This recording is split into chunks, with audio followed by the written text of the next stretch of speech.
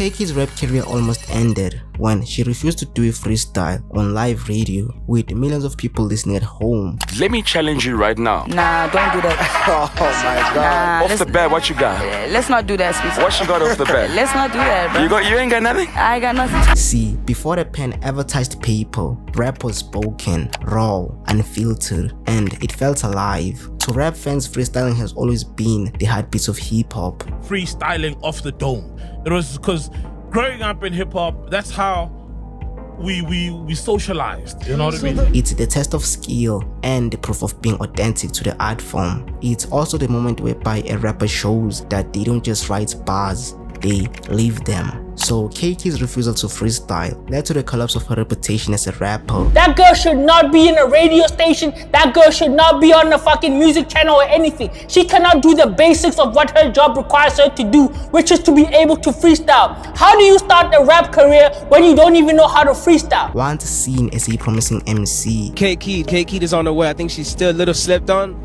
But I know her potential, so I know she's gonna go crazy. whose rhymes even led her to becoming the most streamed female artist in the year 2024. However, at the peak of her powers, all it took was a small misstep to break the facade of South Africa's next big superstar. We don't expect to be given nothing. I'm so disappointed it was K.keed doing that. Today we're looking at the total collapse of K.keed's reputation. A rising star that once shined brighter than her counterparts is now quickly becoming a fading light in the music industry.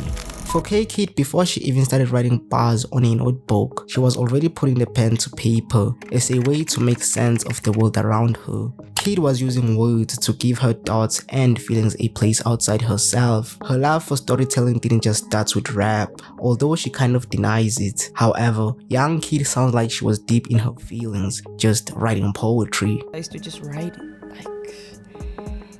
stuff, man. I don't even want to say poetry, but just like write how I felt and just stuff like that. Just write. She has gone on to state that her love for writing came from growing up around people who always had something to say and knew exactly how to say it. Man, the day I started writing, I found my life hack. I got to talk my shit cause that's the trait I inherited. Real name Mihlali Koyana was born and raised in the Kokuletu township in Cape Town. She has gone on to say that her tenacious spirit comes from the tough environment of her neighborhood. With Kokuletu being like every other township in South Africa, it is also stricken by poverty, crime that is never solved, and a high level of unemployment rate. Cooks is like a lot of crime, like especially in this couple of years where it was just like shootings like every day. It's kind of traumatic. I don't even know why I'm even bringing this up, but it was really traumatic. However, for K.keed, these conditions only trained her to always look for ways to achieve or attain her desired goals. For me, it didn't matter if I was taking the long route. All I knew was that I was aiming to make it. Now, in the world of hip-hop, not every star rises via a scripted path. Most rappers don't just wake up great. They start young, growing up spitting bars that are cringeworthy until their rhymes start to make sense and the microphone feels like their second home. However, K.keed's journey into the world of rhymes and rhythms didn't begin with a young kid. Instead, it all began with a dare from her closest friends. So he kind of was like, yo, I challenge you guys. And nigga like me, I don't back down from a challenge. For sure. So I came back, like I don't know, man, it was the most natural thing.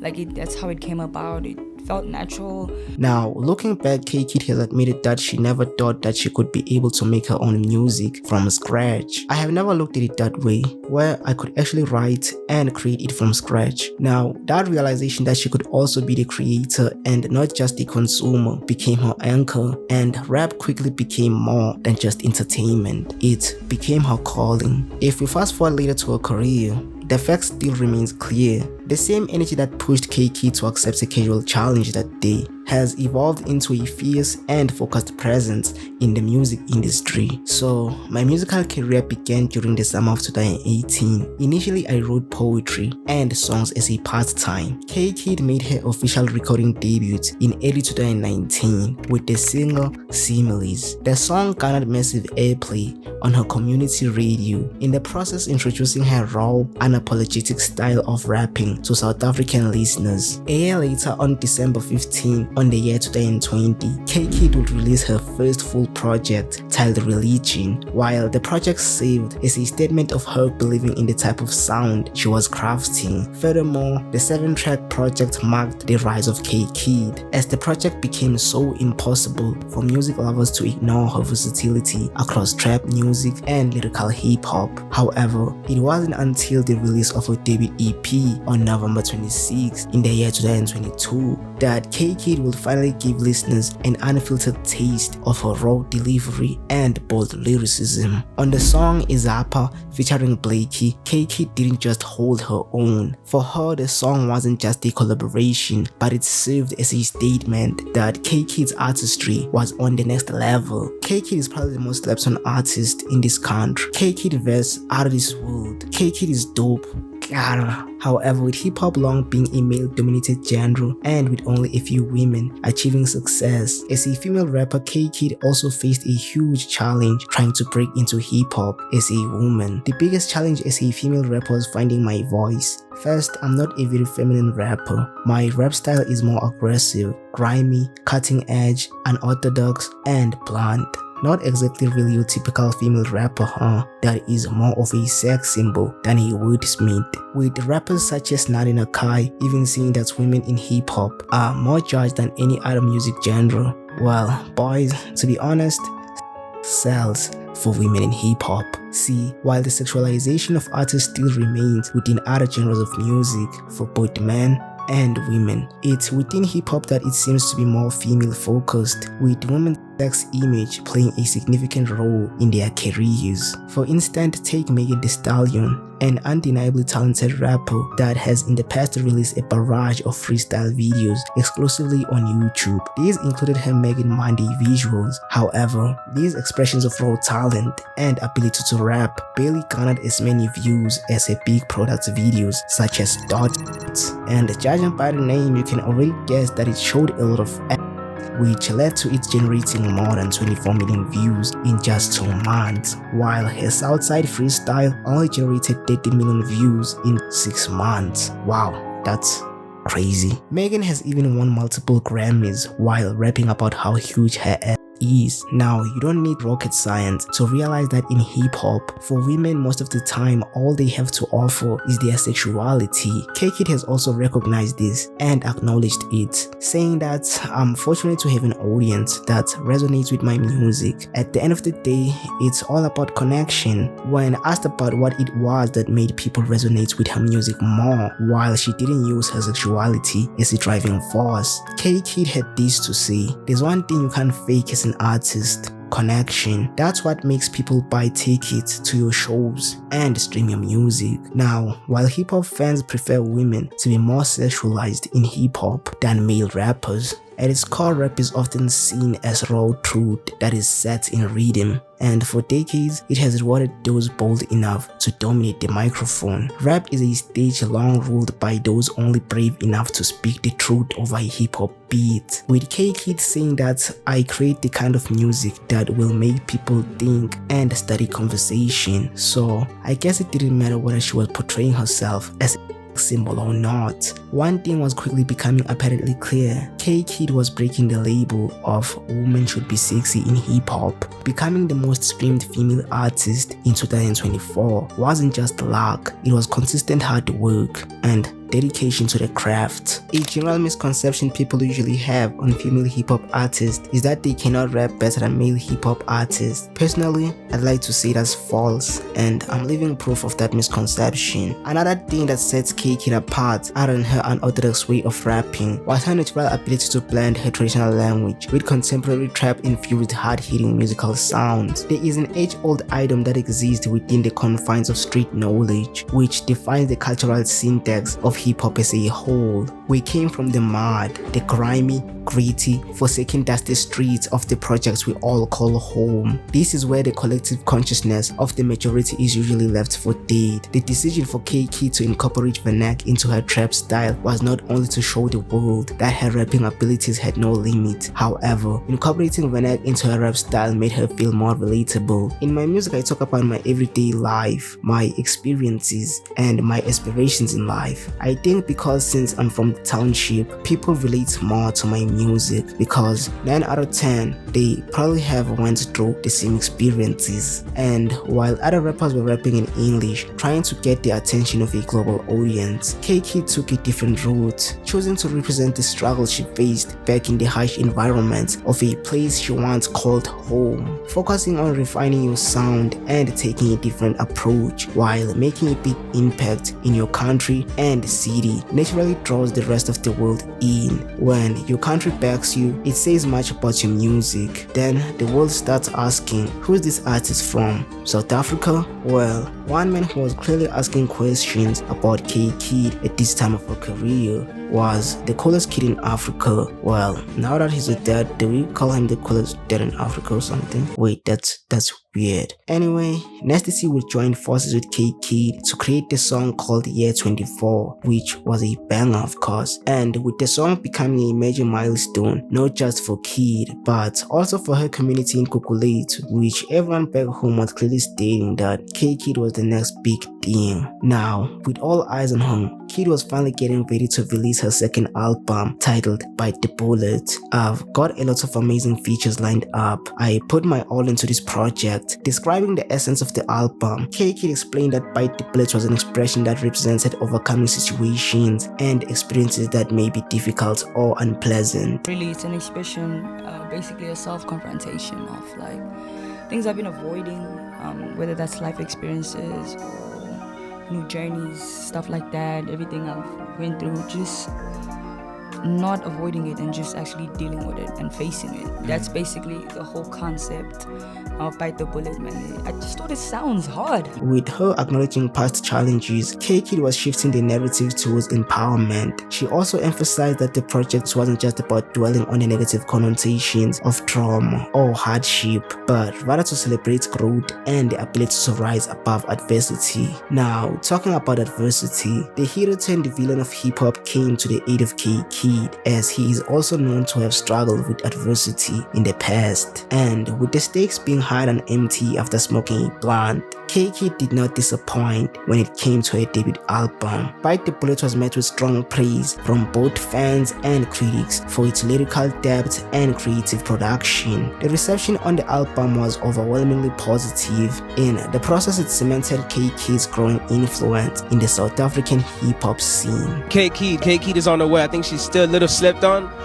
but I know her potential, so I know she's gonna go crazy. Now, if you've been listening to music for a long time, or just happen to know the process that happens during the rollout of an album, then you know that promoting your album is more important nowadays than the music on the album itself. See, in the modern music industry, millions of tracks are released every day on streaming platforms, so without an intentional and strategic promotional plan, even a masterpiece can easily get lost in the noise. Now, with K.keed wanting her album to be a success story, she did what most artists do, and she promoted her art in every way possible. She actively promoted Bite the Bullets through all her social media accounts that had thousands of fans just waiting to see her every post. She dropped the visuals for her album. She performed her new songs at every new show she was booked in. Keed even promoted her album with a whole documentary on YouTube. On the 10-minute long documentary, we get to see the 2-year-long journey of K.keed creating the album, which was kind of a cool concept to see really. Now, while video interviews are always a great way for an artist to get the word out about their new project, however, in K.keed's case, a simple video interview would not just put the word out about her new project, but instead it will destroy the facade she worked so hard on creating, and she would end up being exposed to the hip-hop community as a fraud who can't even freestyle. You can't rap.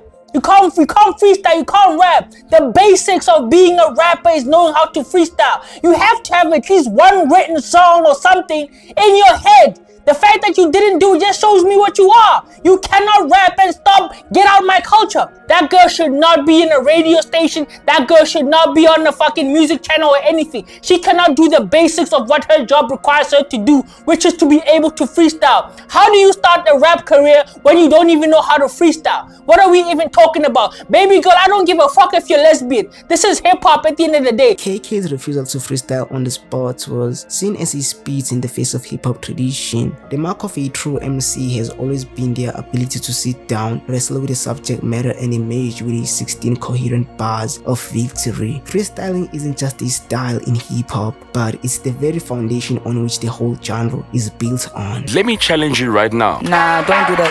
Oh my God. Nah, Off the bat, what you got? Let's not do that, Speedy. What you got off the bat? Let's not do that, bro. You ain't got nothing? I got nothing. You sure? I told you I was gonna keep it a Are you break. sure? Saying I never back down from a challenge and backing out of a challenge 5 seconds later. Shout out to Speedster for keeping the culture alive. If you are a rapper, you gotta rap. This is sad, especially for someone from Cape Town. SA hip hop is in a bad place. However, while a portion of the hip-hop community supported K.keed's decision not to freestyle as they argued that her art was based on intentional written music and not on some spontaneous verses for content. We have to understand that not every hip-hop rapper can freestyle and doesn't make you less of an artist. Sure. And then people were like, no, but it's hip hop culture. Everyone knows that. You know, No. if you go to an hip hop interview, it's you know, You it's have to bound be for able- you a lot of to do a freestyle. Like, let her be, okay? She didn't want to freestyle. She didn't want to freestyle. Does it take away from the fact that she's a goat? Absolutely not. Doesn't. Well, the popular rapper Blackie would also give his 2 cents on the matter, and he sided with K.keed. On social media, he stated that in 2025, no rapper should feel pressured to freestyle on a vintage beat like the one DJ Speedster selected for K.keed. You're not playing a pro key beat for me in 2025. That's my opinion. Bro, it's 2025. Play some Ghana. Play a Migos beat.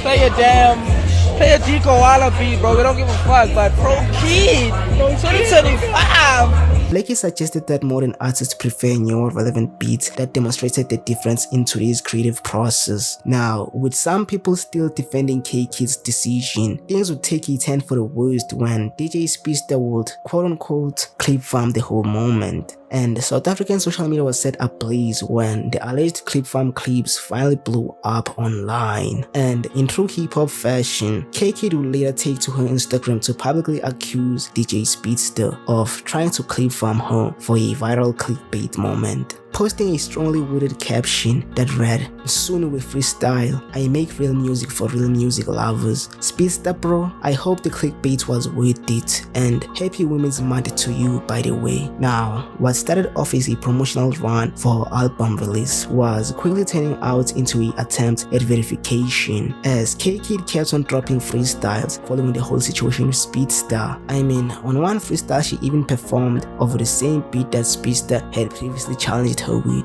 Yeah, that's true. There was mad over a freestyle. I was the poster boy of how hip hop on a decline. I guess brand protection comes at a steep price. In the process, making her response direct and unmistakable. With DJ Speedster seeing this, he would reply with, "The songs she's dropping unfortunately aren't strong enough to back her arrogance. Can't hear a single word. Just take your L and get out of here." And with some of her own fans now wondering why she was beefing with DJ Speedster in the first place. I don't know how it is DJ Speedster's problem that rappers can't freestyle. Justifying that stunt is crazy. As a rapper, you should know how to freestyle. Speedster's mistake was to say freestyle for us, and she failed. Now, with most of the hip-hop community siding with DJ Speedster, the man would walk away unfazed by the whole situation, even walking away victorious after brutally stating that K.keed was just a kid who didn't know any better about rap, and that he was the quote-unquote OG out of the whole situation. But I don't understand where this, whatever you call it, comes from, because if you want to play the game, or you really want to play the game, we can play. Then I'm going to play the DJ Speedster game on you and say, listen here, my sister, okay? You were probably in diapers when I was on this. Let's talk about it later, Speedy. Welcome to the show. Now, in the wake of the beef with Speedster, K.keed tried to use the momentum to finally release new music instead of back-to-back freestyles trying to prove she can freestyle. She was trying to clarify her stance on artistry, and she was continuing to promote her album. Now, trying to get back into the good graces of the hip-hop community, K.keed even dropped a single, Galileo, and now with the song widely met with a positive reception from fans who praised her for coming back swinging harder than ever. I like her style, I like her flair, bro. Okay, her pen game is immaculate, delivery is superb, my guy. Okay. However, for some, the moment of K.keed refusing to freestyle on live radio just couldn't escape their minds, and it seems like for most people, that's the only thing they'll ever remember K.keed for. Oxalao she fumbled, fact remains, and that clip will remain for ages. Although her career trajectory since the incident shows no signs of slowing down, however, one thing people will always look back on and remember about K.keed now is that's one interview that proved that quote unquote she's not a real rapper.